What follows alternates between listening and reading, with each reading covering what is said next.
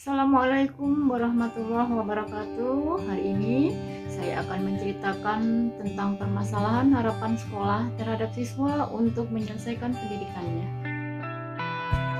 Apa yang melatar belakangi cerita ini dibuat? Kisah cerita ini dibuat benar adanya.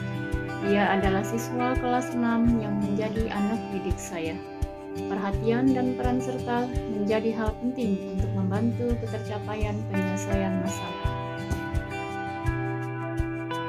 Sebuah keluarga kecil terdiri dari 4 orang, ayahnya seorang pedagang batagor, ibunya bekerja dan mencuci dan menggosok pakaian, memiliki seorang anak perempuan yang saat ini bersekolah di sekolah kejuruan swasta dan adiknya bersekolah di salah satu SDN negeri di Jakarta.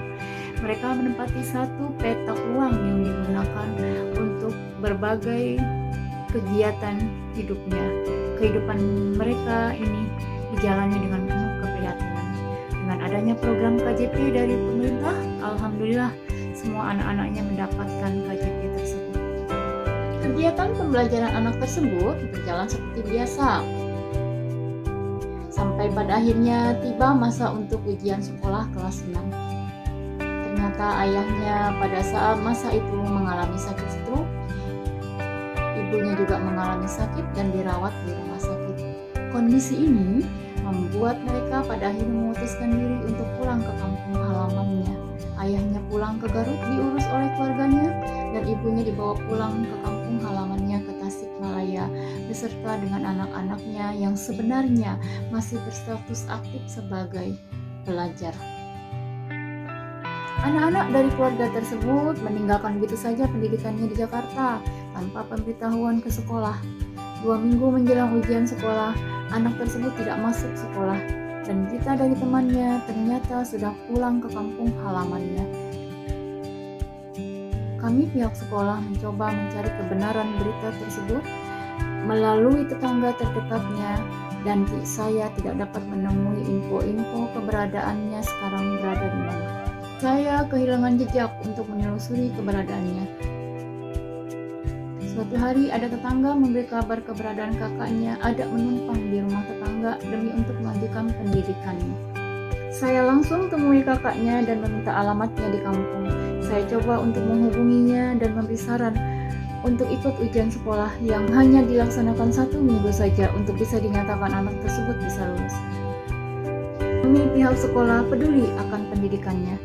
Oleh karena itu, berusaha sekuat tenaga untuk memberikan pelayanan yang terbaik untuk pendidikan anak tersebut. Saran yang kami berikan tidak begitu serta-merta diterima baik oleh keluarga tersebut, karena tempat tinggal yang jauh, juga ada sarana tempat tinggal di Jakarta yang tidak ada. Pada akhirnya mereka sementara menolak untuk memang menyelesaikan pendidikannya. Saya berharap agar anak tersebut bisa untuk ikut ujian. Dan pada akhirnya kami mendengar berita dari keluarga tersebut bahwa akhirnya ibunya meninggal dunia. Beberapa hari kepergian ibunya, pada akhirnya keluarga tersebut kembali menelpon saya dan menyatakan bersedia untuk mengantarkan anak tersebut untuk ikut ujian di Jakarta. Betapa gembiranya saya menerima kabar tersebut. Saya memberikan saran untuk memang tinggal di tempat tinggal saya, dan pada akhirnya saran tersebut diterima. Oleh karena itu, anak tersebut pada akhirnya dihantarkan untuk datang ke Jakarta dan mengikuti ujian sekolah. Selesai anak tersebut ujian sekolah, kami menepati janji kami untuk menghantarkan anak tersebut kembali ke kampung halamannya ke Tasikmalaya. Alhamdulillah, usaha kami tidak sia-sia dan pada akhirnya anak tersebut bisa dinyatakan lulus setelah mengikuti ujian sekolah dengan hasil yang baik.